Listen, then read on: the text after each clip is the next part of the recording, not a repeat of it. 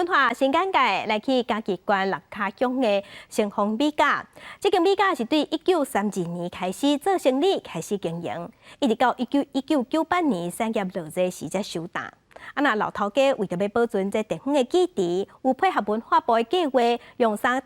档的时间来整修。第200这天重新启用这米甲，也毋过这米甲即马已经是正做社区的工厂。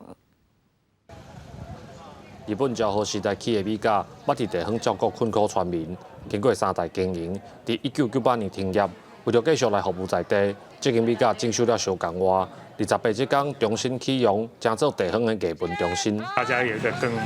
更多元阅读的空间，还有音乐空间，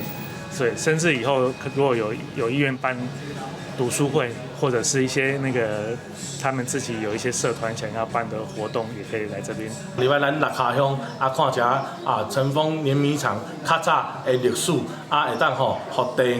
方交各方面农业、观光拢会当来结合。出资配合文化部老建筑保存再生计划，征收3档，甲这间800档历史的米甲换发。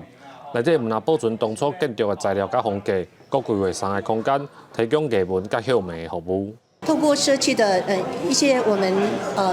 六角乡或者说其他地方来的艺文人士，他可以透过这个场域来呈现出文化的气息，让我们六角乡的文化底蕴能够提升。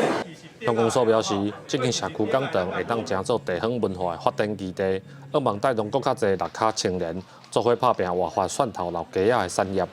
记者林慧婷，嘉义报道。